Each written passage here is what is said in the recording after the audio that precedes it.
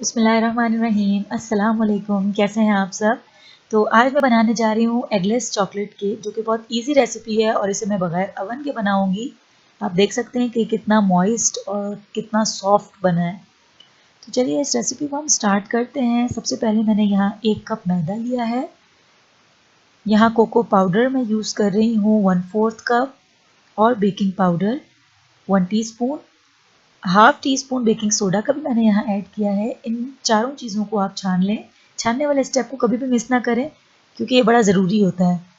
Okay, अब इसको मैं साइड पे रख देती हूँ और अब मैं एक मैं बैटर बनाऊंगी।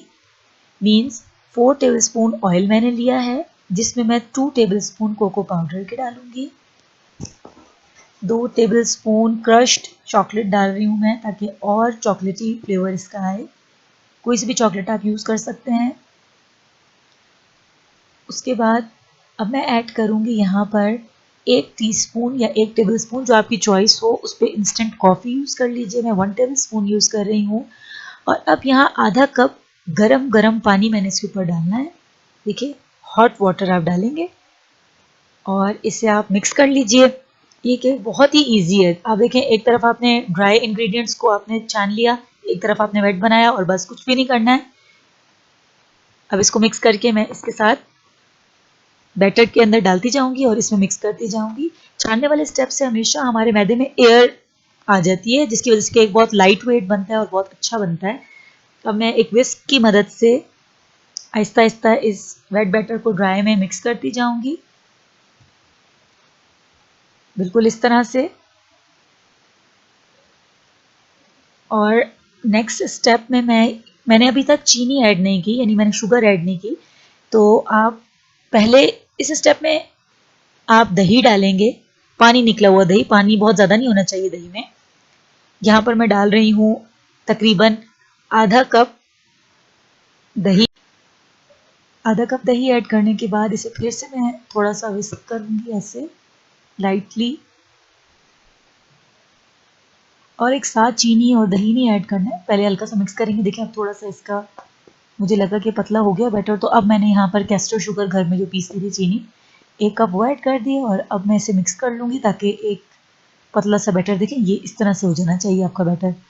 अब यहाँ पर एक पैन को पहले से मैंने ग्रीस करके मैदा डस्ट कर लिया था, उसमें मैं इस बैटर को डाल दूंगी और इसे थोड़ा सा मैं टैप कर लूँगी, ताकि एयर बाहर निकल जाए।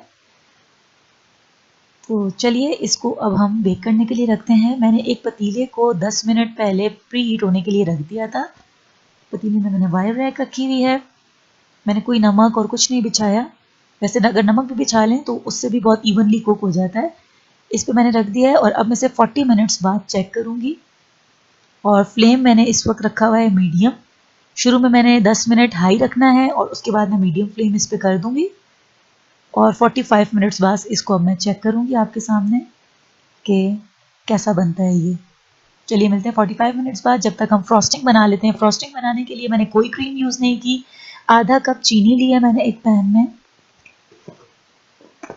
अब पैन में चीनी के बाद मैं यहाँ डाल रही हूँ आधा कप दूध,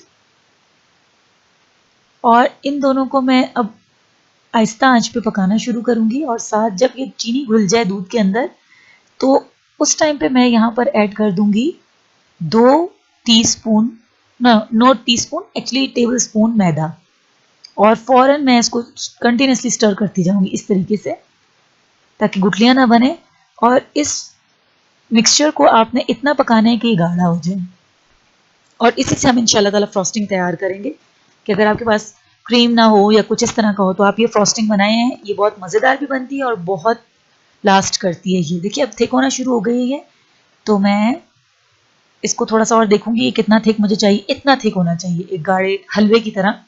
और अब मैं चूल्हा बंद करके इसे किसी भी कटोरी में या उसमें रख के पैन में इसको कवर करना है। इसको कवर करना इसलिए ज़रूरी है कि इसके ऊपर लेयर ना आ जाए और ये इसी तरह सॉफ्ट रहे। और इसे अब ठंडा कर लेंगे। ठंडा करने के बाद इसे मैं बटर में मिक्स करूंगी। और मैंने कोई ब्लेंडर और कोई मिक्सी यूज़ नहीं किया इसके लिए। अब मैं हाथ से ही बटर, मैंने रूम टेम्परेचर पे ले लिया था, 4 चम्मच कह लें या 50 ग्राम, उसे मैं हाथ से ही बीट कर रही हूँ। आप चाहें तो आप इसमें मशीन का इस्तेमाल भी कर सकते हैं। बीटर का इस्तेमाल भी कर सकते हैं, लेकिन मैंने इसको बगैर बीटर के बनाना था, इसलिए मैं आपके सामने से स्पून से कर रही हूँ कि अगर बीटर अवेलेबल ना हो तो ऐसा कर सकते हैं। बटर देखिए यहाँ पर हो गया क्रीमी। तो अब मैं यहाँ पर 1 से 2 टेबलस्पून कोको पाउडर के या चॉकलेट पाउडर के ऐड कर दूंगी और फिर से इसे ऐसे चम्मच की मदद से जैसे फेंटते हैं ना, सेम उसी तरह से कर लूंगी। और अब जो मेरे पास मिक्सचर था, ये जो मैंने प्रिपेयर किया था, ये ठंडा हो चुका है और अब मैं इसे चम्मच की मदद से आहिस्ता आहिस्ता इस फ्रॉस्टिंग में मिलाती जाऊंगी और बीट करती जाऊंगी स्पून की मदद से। आप देखिएगा कि कितनी क्रीमी फ्रॉस्टिंग ये तैयार होगी और ये बहुत यमी होती है, सीरियसली बहुत मज़े की बनेगी। अब तकरीबन सारी मैंने फ्रॉस्टिंग जो मैंने प्रिपेयर की थी वो डाल दी है इसके अंदर और इसे थोड़ी सी देर बीट करूंगी जब तक कि ये ऐसे फॉर्म में ना आ जाए। देखिए बिल्कुल बिल्कुल स्टिफ पीक्स हो गई हैं इसकी। अब मैं एक पाइपिंग बैग में इसको डाल दूंगी और पाइपिंग बैग में डालने के बाद मैं आपको इसको दिखा भी देती हूँ कि इसके कैसे रिजल्ट्स होंगे। ये देखिएगा, एक स्मॉल फ्लावर सा मैं बनाने की कोशिश करती हूँ इससे। डिज़ाइनिंग आप जैसी भी करना चाहें, मैं इसके रिजल्ट्स आपको दिखा रही हूँ इसके।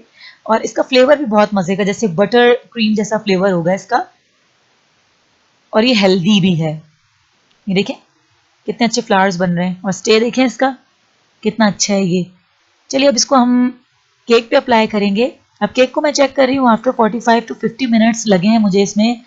तो केक अब बेक हो चुका है। मैं इसको स्क्वायर्स में काट लेती हूँ। मैं एज अ पेस्ट्री इसको सर्व करूँगी, तो मैं इसको स्क्वायर्स में काट लेती हूँ। केक की सॉफ्टनेस भी मैं आपको चेक कराऊंगी। ये देखें अभी तो बहुत गर्म गर्म है, तो देखिए कितना सॉफ्ट और मॉइस्ट केक है ये और कितना इजीली बन जाने वाला है।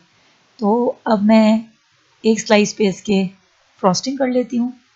इस फ्रॉस्टिंग को आप ट्राई ज़रूर कीजिएगा, आपको बहुत पसंद आएगी ये फ्रॉस्टिंग इंशाल्लाह। डिज़ाइनिंग आप अपनी मर्ज़ी से कर लीजिए। मैं जस्ट 1 स्लाइस पे आपको करके दिखा रही हूँ। मैंने चॉकलेट फ्लेवर में बनाया है इसे। अगर आप चाहें तो आप इसको वैनिला फ्लेवर में भी बना सकते हैं। उसमें आप ½ टीस्पून वैनिला एसेंस ऐड करेंगे चॉकलेट पाउडर की जगह। चॉकलेट चिप यहाँ पर मैं स्प्रिंकल कर रही हूँ।